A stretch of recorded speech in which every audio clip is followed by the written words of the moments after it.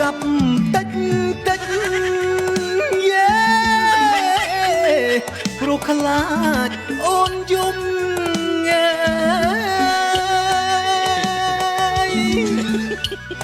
ខ្លាចអូនបារម្ភយេខ្លាចគេគប់ចំ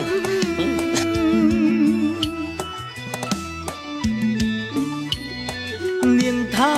ខ្លាចខ្ញុំយេអោសាយយោ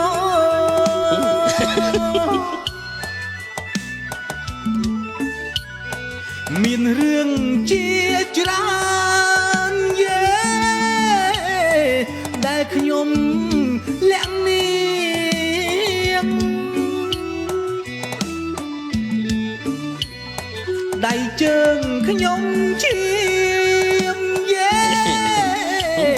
ដូចត្រូវពីបីដុំអិត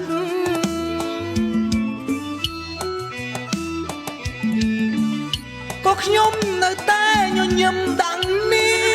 ងយ៉ាងសង្ហា